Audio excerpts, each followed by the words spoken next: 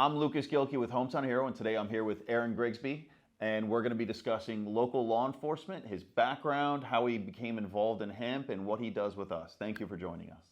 Aaron, thanks for joining us. Can you please give us some background on your law enforcement experience and what led you to be interested regarding hemp in Texas? Sure.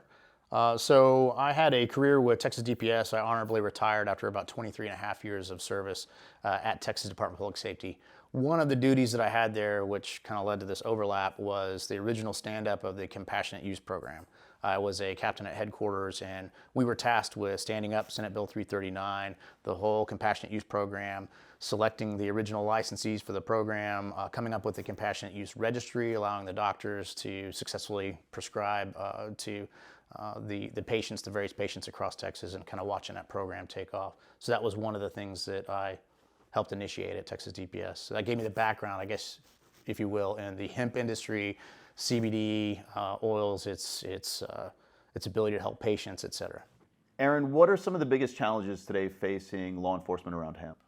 So this is a personal opinion on my behalf, but I'd say hands down education. We've got to get law enforcement educated on the various things that have been going on in the CBD, the hemp industry, the passing of HB 1325, even the original CUP with Senate Bill 339, and watching the evolution of what has taken place, particularly in Texas, but not only that, the national definition that DEA sent out the pharmacy letter to Alabama on, and watching kind of the evolution of redefining marijuana, having the Farm Bill Act come into play in 2018, and basically start Texas on a path towards the whole hemp industry, whether it's the derivatives, the hard products, even down to the Delta 8 emergence. Yeah, it's fascinating. Marijuana and essentially hemp in some capacity has been illegal for over 100 years. And you've got law enforcement and even, the canines that have been trained on, marijuana being illegal and sniffing it out and putting people in jail. And now we're at a point where the hemp-derived products are, very similar in a lot of ways. They trigger the dogs that smell, and they do, all the different things. And yet now we're reaching an area where they're federally and state legal. So it's sort of this complex thing of how does law enforcement tell what's hemp and what's marijuana, and then how are they treated differently? It is extremely complex. If you take a look at over the past couple of years, everything from the terpene value, the odor value for canines activating on THC. Is it THC? Is it derived from hemp? Is it Delta 8 THC? Is it Delta 9 THC? What exactly is a dog alerting off of? So that's one thing, but even just plain odor, let's say a traffic stop and an officer smells what he believes to be THC, the odor of marijuana. Okay, well, what form is it in? How is it derived? What is its status legally? All that is starting to kind of fracture, I think, over the past couple of years when you take a look at how marijuana is evolving. It really is evolving from a national definition, even to the state level with the industry, the CBD industry, the derivatives that have created Delta 8. It's pretty fascinating to watch. What advice would you give store owners, store managers, and employees if law enforcement shows up to discuss with them hemp-derived cannabinoid products and they're either there for a reason or they're trying to understand it? What advice would you give them? And obviously, any advice that we have is not legal advice, but what I guess general advice would you have for them? Sure, yeah, not legal advice. I'm not an attorney. I can walk somebody through probably a likely process if officers arrive to a store, whether from a curiosity aspect, which you and I have discussed before, or for an enforcement aspect where they maybe don't entirely understand the laws related to CBD or CBD-derived products. So I think from a shop owner perspective, one of the things I would recommend is definitely be ready. Have the conversation with your staff, with your crew, with everybody in the shop, so that way, if officers arrive and there's a bunch of guys carrying clipboards, looking like detectives with little raid jackets on and stuff like that, and you think okay, here we go, we're gonna have to have some hard conversations. One of the things I would definitely recommend is be ready. Have the conversations with your staff, but I would also create a booklet, like just a simple 3-ring binder that's kind of one of those break glass in case of emergency. If the officers arrive, have the injunction. You guys, your legal team, put forth a very descriptive and great injunction that clarifies basically every step of hemp-derived products and it going to the Supreme Court. I would have a copy of the injunction. I would have a copy of the DEA pharmacy letter to the state of Alabama, where it clarifies in there Delta 8 not necessarily being within the Delta 9 and definition of marijuana products. I would have the documents in order instead of scrambling to look for them or having to look through a phone or asking them to Google it or please do your research. Have the research done for them. Have a emergency binder ready to go to be like, here's why we're legal, here's why we're operating, and here's why we can set up shop, and have items on the shelf that they're confusing to most officers. For years, all we have known is THC bad. Yeah. If a package says it contains THC, it's bad. That's all we've known for years. So there's going to be an educational piece. Either they know and they're there to audit or conduct some sort of regulatory function, which great, the conversation's probably going to flow a lot better. But if you do have, let's say, a sheriff's office that came in because of a complaint, a local area complaint from the neighborhood or something like that, like why is this shop operating and selling weed out of it or something like that, you're going to have some officers there that you're probably going to have to do a little bit of tactful education. I would say be ready with that binder. Break it down for them on the injunction, the legal language, what was brought before the district court here in Travis County, what went before the Texas Supreme Court. Walk them through all that, the current redefinition with DEA. Give them the information that they need to make a educated decision and have that tactful conversation with them if they come in there and want to start taking products off the shelf. Aaron, if a person is pulled over in Texas and they have hemp-derived cannabinoid in the car that they're worried about, what is the best way to notify law enforcement of that product being in the car and the interaction? You know, I'm thinking in my head like a normal traffic stop, but they've got like a pack of gummies on the passenger seat. How would you recommend that somebody handle that? And obviously, we can't give legal advice, but in the same breath, you know, we're just trying to understand this from the perspective of somebody that has law enforcement experience. So that is going to be, again, I'm not an attorney. I can let you know how officers operate and the process they'll probably go through if they see something in plain view or see something, start asking questions like, hey, what is that? Walk me through what you got there, type of a thing. So, yeah, officers on a traffic stop, a decent officer is going to be a little bit curious about what's going on inside the car. That's a tough one because unlike a brick and mortar shop where we talked about in the previous question about somebody selling it, being ready to go with having staff there and educated and a binder and all the rest of that, chances are a consumer of a product like this is going to be leaving with maybe a couple of packages. They're not going to be armed, I guess, with the same information to discuss effectively with that officer on the roadside the legalities of a hemp-derived, CBD-derived product, and be able to quickly discuss over 60 seconds with an officer why this is legal, or at least there's an injunction on it, and being let go. I think first and foremost, and I know sometimes this is hard. I mean, everybody has rights, but talk with the officer. Be tactful. Be calm. Explain to them that respectful, like, hey, I just got this from this brick and mortar shop. This is they sell the product. You can look at the website. I know that we've discussed getting going on maybe a website with a QR code to kind of boost where an officer can actually hit a QR code link and maybe go right to the injunction, right to the DEA definition where it excludes out your hemp-derived products from the definition of marijuana, things like that. But it's going to be a little bit on making sure you talk with the officer to say, like, hey, I purchased this. It is CBD derived. I think that's one of the things that we probably have to hammer home on a traffic stop. Officers, for the most part, understand a difference between CBD and THC. I think if you say, hey, although it's a THC product, it is derived from CBD, it's derived from hemp, at least we'll put a question mark of, hey, I need to research this a little bit. I need to have my ducks in a row before I take any enforcement action. Yeah. And honestly, I think you're looking for maybe a worst case of they may take the product and say, like, well, I can't let you continue on with it, and I'm going to have to do like a minor report on that. Okay, that's fine. You may lose the product. Maybe you'll get it back later on after they get a little bit more educated, or you talk to a supervisor type of a thing. But trying to dodge just somebody blindly saying it says it has THC in here, so therefore the handcuffs go on. You're going to have to go through a tactful education process quickly on the roadside. You're going to have 60 seconds to make a case on this is hemp derived. It's a product of CBD. It has an injunction on it right now that is standing in Texas, and it is legal to be sold on out in the public. Do you think the average law enforcement officer in Texas really has any kind of understanding at this? Have they been given any guidance in regards to hemp-derived cannabinoids at all? And I think that's one of the things that brought me here to work with you guys. I'd like to see an educational piece, maybe through the Texas Commission on Law Enforcement, TCOL, who holds our license, and maybe have a 1-hour online class, giving a roadside officer, a patrol officer, an understanding of how CBD-derived products are vastly different than your traditional Delta-9 plant that we've seen for the past 15, 20 years on the roadside. So educational piece is definitely necessary right now.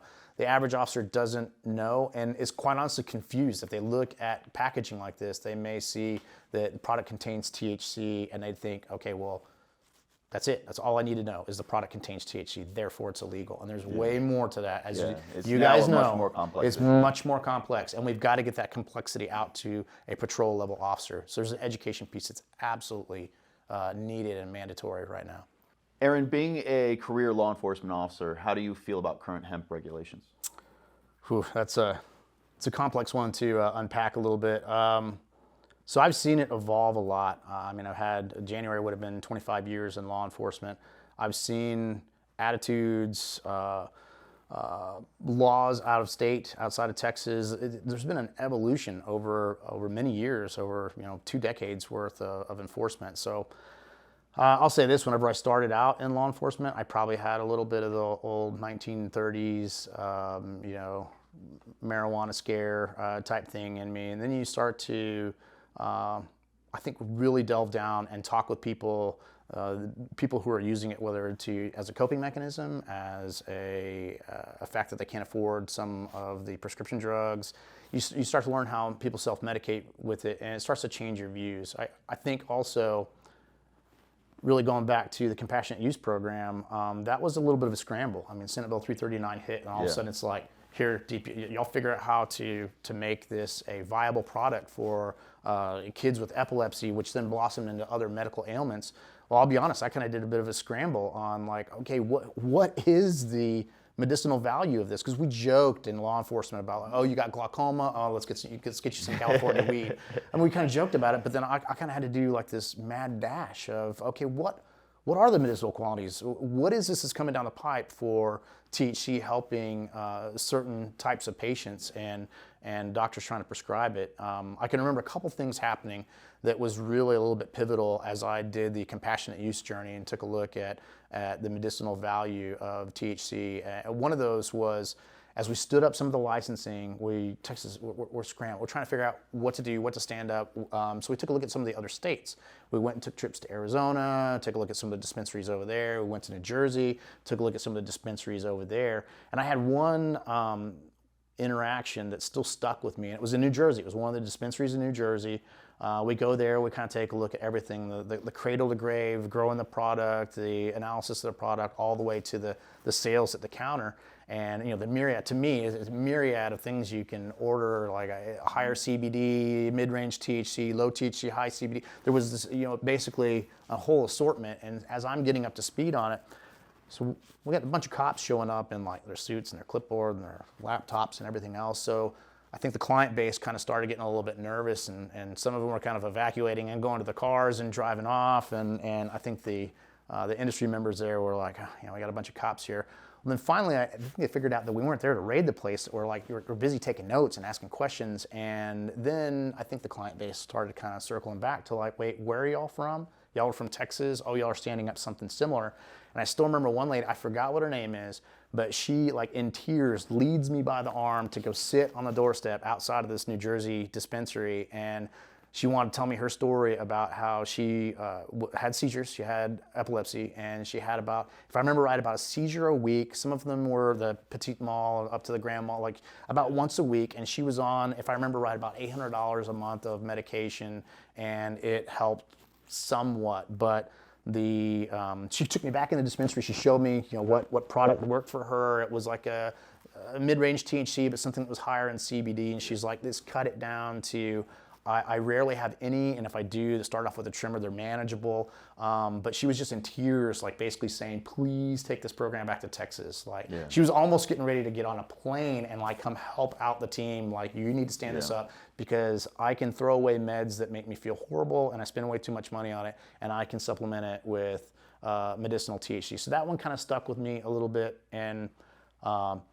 another thing that happened is I come home again researching. I found, which you can still find on the internet, it's years old, and it turned into a series, I think on Netflix now. It's called Ride with Frank. And it hit home with me because it was a guy, I think his name was Frank Smith, former police captain. You don't learn that until later on in the series. Former retired police captain, develops Parkinson's to the point where it's debilitating. He can't open doors, he can't feed himself, he can't drink. You watch the video, it's gut-wrenching to see somebody with, you know, a high degree of Parkinson's. But he'd never used THC before. He goes to a dispensary, I think in California, and you can watch the video. They do a time lapse on him of the first time that he doses, from not being able to control himself, sitting down on the couch, and in 5 minutes, wakes up and he was like, I'm back to, he could talk again. He was having issues talking, and it's a little bit comical because the first thing he says is like, hey, I'm hungry, you guys want lunch? And then they all laugh about it. But it just, if you watch the video, if you're a human being and you watch that video, you're like, oh my God, there's something to this. So as we were working with the epilepsy issue in Texas and the compassionate use program, I think that also kind of, it stuck with me in my mind as like, hey, there's some things we can be doing for patients to ease their quality of life outside of $800, $3,000 a month medications for Parkinson's or epilepsy. But that's just kind of personal view. Outside of that, other thoughts are, it's going to be an evolution. There's a lot that law enforcement is going to have to do to adapt. We're in session right now in Texas. Who knows what bills could pass? I'm sure you guys are watching that like hawks, but this is going to be a very interesting time to watch the next couple of years, whether it's case law on the criminal side and maybe decriminalization of marijuana, all the way into CBD-derived products, the evolution and possible increase of the compassionate use program, and what it can do for patients. So our first interaction with law enforcement was pretty interesting. And back in 2019, we had just started selling the hemp-derived products. We were shipping in flower from out of state. And we got a call from a local law enforcement agency who basically said, I have a very large box of your cannabis and we're trying to figure out what to do with it. And so immediately I was pretty nervous. It was our first interaction. And so it was kind of like, how do I not screw this up? Not just for us, but for everybody. Because I think it was one of the first interactions that really anybody in this space had with law enforcement in Texas around the hemp products. So immediately called my attorneys and said, what do I do? And they said, well, you aren't doing anything illegal. Go talk to them and see what you can help them out with. You know, this is a great chance for you to have an interaction with law enforcement and help them out. So called them back and said, you know, when would you guys like to meet? And they said, now. I said, oh, okay. And they said, we'll be there in 15 minutes. And so they showed up at our warehouse and met them. Very, very nice, very professional. What was fascinating is they showed up with a canine. One of the law enforcement officers was a canine unit, and she had a dog that they had explained to me was one of the newer dogs that was no longer trained on marijuana or cannabis. And so they had said that one of the unperceived repercussions of HB 1325 was now that all these dogs that were trained on alerting to marijuana products were now also technically trained to alert on hemp because they smell the same. And subsequently, they were having to figure out the decommission process with these dogs and how to get the new dogs that didn't trigger on marijuana. And it was this whole thing. It was really fascinating. But at the end of the day, we walked them through sort of and gave them an education on, you know, HB 1325 and all of the guidance that our lawyers had given us. And the process that we were going through with the COAs, the certificate of analysis, and how to tell what's hemp versus marijuana. It was a really fascinating conversation. They stayed for a couple hours, and it was one of the best conversations I've had with anybody around this industry. And it was really eye-opening because one of the big things I took away from it was they made it clear that they weren't given any guidance. And so one of the reasons they reached out to us was to understand exactly what was going on, because they weren't given a lot of guidance in terms of the hemp products and what's legal and what's illegal and how to understand it. And so we really tried to educate them, but we're really grateful for working with you and sort of now taking that education process at a much larger level, larger scale. I think it's going to be absolutely critical. Absolutely critical. There's, like we discussed, there's so much fast momentum going on right now with the CBD industry, CBD derived products, the status of HB 1325, the ripple effects, as you nailed it. I can remember when it came out too that we were instructed like, hey, there's a question to whether or not odor of marijuana inside a car. Yeah. Is it hemp? Is it a CBD derived level of THC? Is it the old school Delta 9, like what is it in the car? So yes, it caused a big, I guess, stumbling block for a little bit of enforcement efforts, whether it was related to a dog or what an officer has known for many years as basically an odor of marijuana inside a vehicle. So that spurred a lot of case law. In addition to that, I mean, it actually warms my heart a little bit to hear that you had a positive interaction with law enforcement. That's whatever agency that was.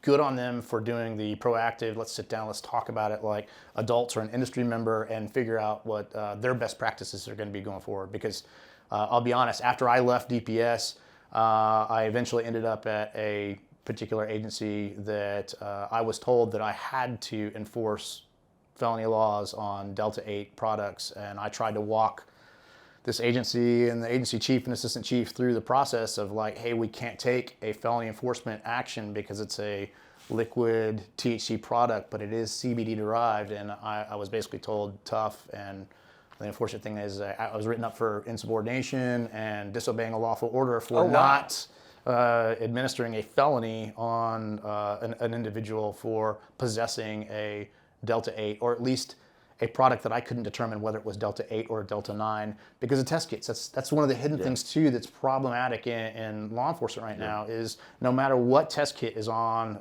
the market, a NIC test, a Searchy test, a Detectichem, all these products are going to key on a level of THC. It's not going to tell you whether it is a Delta 8 THC, a Delta 10 THC, whether it's Delta 9 derived from CBD products. All it tells you is the presence of THC. So if it flashes purple, we have agencies out there that say, that tells me it is a misdemeanor or a felony, so do not pass go and arrest. And you're trying to like, whoa, we have to protect the rights of, I mean, that's why I put on the badge, was to protect people's rights. We have to then follow the law, follow the injunction, and figure out what the game plan is for somebody in possession. Is law enforcement in Texas still using those field tests? Yes, every day. But they're basically obsolete. Yes. Interesting. For the purposes of if you think that you have a product that may be, this is a perfect example, y'all's Delta 8 product. Right now, if I were to put this in any one of the choice field test kits that are on the market is going to flash. I've confirmed this through emails with the actual manufacturers and the product engineers of the test kits. It's going to flash. All it's going to tell you is and obviously the hemp-derived Delta 9 products are going to flash too. Yes. The Delta 8 will flash. The Delta it will all flash because it has a high enough concentration of THC. No matter how it's derived, whether it's derived from CBD, whether it's derived from hemp and 1325, or it's the old school illegal cannabis Delta 9 grown in a plant and everything. They're all going to flash purple. What do you think is the best way to, obviously we're working with you on educating law enforcement, what do you think is the best way to educate people on these tests really being obsolete and sort of not really having a purpose at this point? It's going to be an education piece on really what the status of hemp and how it has changed the shape of what we have always understood of marijuana. It's incumbent on officers and law enforcement to, if the agency chooses to take a stance on we're still going to prosecute or take action criminally on possessing THC, then the question is fine, but what type of THC do you have? And how are you going to prove it, particularly on the roadside over a 10-minute traffic stop? How are you going to prove that the elements are met against whoever you are stopping? And a test kit does not get you there. An odor alert from a canine these days is not going to get you there if they think that it is a CBD-derived product. So it's going to be a re-education thing. If it were up to me, I mean, we could see something like where maybe the product has to get seized, go to a laboratory as a worst-case scenario, and it comes back, and then maybe somebody faces charges afterwards. But the larger problem is the labs are not doing the tests. Yeah, and Texas is a fascinating state too because it's so big and there's so many counties. I don't even know how many counties are in Texas. There's a lot. 252. 252 counties? If I remember right. That's wild. So in every county in Texas treats or views hemp differently in kind of a weird way. We've heard from stores in certain counties that law enforcement is a little bit more aggressive than them. And then, here in Travis County where we are, I think at this point you can drive around with like 4 ounces of real marijuana in your car. And there's not really a lot of penalties in regards to even having real marijuana. So they don't really seem to care about the hemp-derived cannabinoids much at all. Like Travis County, as far as I can tell, is sort of leading the way within Texas in terms of hemp-derived cannabinoids and marijuana and sort of cannabis in general. True, but that may be a stance from a particular sheriff's office, or even like, let's say the city of Austin passes a city ordinance that says decriminalizing it. Well, that's fine, but a local DPS trooper doesn't have to listen to a city ordinance or doesn't have to go by the guidance of a Travis County Sheriff's Office for decriminalization. So really it's the larger level that we need to do an education piece on to say like, hey, here is what the injunction states. This is the injunction that went before the Texas Supreme Court. This is the language in it. We all need to pay attention on the products of House Bill 1325 and the legalities surrounding it. That is a hurdle that if law enforcement wants to still conduct enforcement efforts on this product, they are the ones that have to jump over the hurdle and prove that this is not a legal product. So the burden is on them, and a field test kit on the roadside is not going to get you there. The fact that it's labeled THC is not going to get you there. We have to, as law enforcement, we have to protect people's rights and make sure that any enforcement action we take is righteous. So the education piece needs to go out there. That's one of the things that I think we talked about, teaming up and making a TCOL video, even going to the Texas District and County Attorneys Association and maybe getting with prosecutors to make sure that prosecutors understand. Because there are prosecutors out there that don't understand this as well. Aaron, last question. For people, whether they're in Texas or in other states within our industry, what is the strategy they should be undertaking to educate their law enforcement, whether it's a state, county, city, local level? What should they be doing to sort of replicate what we're doing in Texas? Because it's important that it happens in Texas, but it's really important that it happens everywhere. So how do we enable people within our industry to give them the strategy to be able to do this where they are? What do you think is sort of the best strategy? Where should they begin with this? As far as educating law enforcement, there's kind of a twofold approach to that. Simultaneously, you have to educate the prosecutors, and I would even say some of the defense attorneys around the product and people getting stopped with the product. So we've talked here in Texas, and every state usually has a licensing entity for police officers. They call it different things. It's POST in certain states. I think Arizona, Nevada, it's called POST. Here it's called TCOL. There are entities, governmental entities, that hold officers' licenses and require regular repeat training. So if you can get into and petition for that license holder of whatever the state law enforcement is, all the officers would have to basically take a 1-hour refresher on whatever the status of CBD-derived products are, if that impacts their state, or if they have full-out legalization, or if they require medicinal cards, prescription cards, whatever it is for that particular state. But I would say continue the education campaign. Get with that local state entity that holds all the officers' licenses and requires that regular education, and come up with the education piece, and that way they're refreshed on what the current laws are. How does somebody find that group? Who should they ask? Is it like just walk up to a law enforcement officer and ask them and they'll tell you? Any law enforcement officer in that state is going to know who holds their license. They're going to be able to immediately tell you, like here in And then in once Texas. they tell you who it is, what should be the sort of, I guess, the avenue of reaching out to them and contacting them? You can contact them direct. They may say it needs to be hosted by one of the law enforcement entities. I would say that's where you kind of charge up your local state reps, your state members, et cetera, to say like, hey, this is a piece that's required. If law enforcement is going to act appropriately and within the boundaries of what the law is, then an education piece right now is absolutely critical, because things are moving very quickly across the country as far as the status of CBD-derived products, legalities of non-CBD-derived products.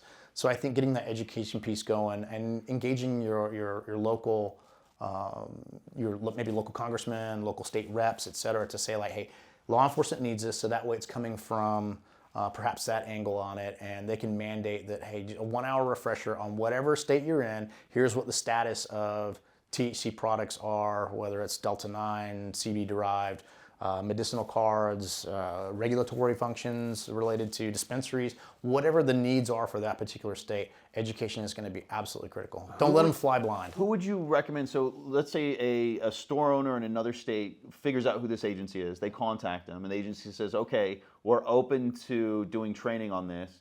What's the process then for the training to be created and implemented? Like, are there certain people that design this training, I'm assuming, that they're going to need to reach out to? And will the group be able to tell them who those people are? You can go on the commercial end. There's entities out there that I don't want to necessarily name them and give them business. There are entities out there that are police training entities that can maybe host that. But yes, those entities, they may say it requires a partnership with a law enforcement agency.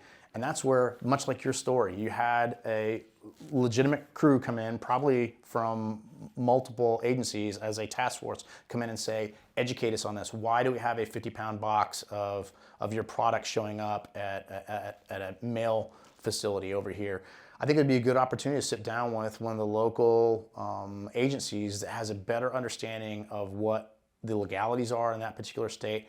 And I think they will immediately recognize that education piece is necessary. Maybe a partnership there to say like, hey, we'll provide product, we'll provide maybe a studio, we'll get going on a partnership to where if you could just come up with maybe a 1 hour training for the patrol officers so they understand what they're getting into before they take an enforcement effort that may hurt somebody's career, livelihood, cause damages, cause a handcuff arrest and booking at a local jail, that they didn't need to go through that because of the legal status of the product. Yeah, and for anyone in the industry that we work with, you're more than welcome to contact us. We'll help you in any way we can. We work very closely with Aaron, so if somebody out there has an interaction with a law enforcement training agency and they're trying to come up with some kind of plan, please contact us. We can help you if you want that help, and it's something we do as a service for all of our customers.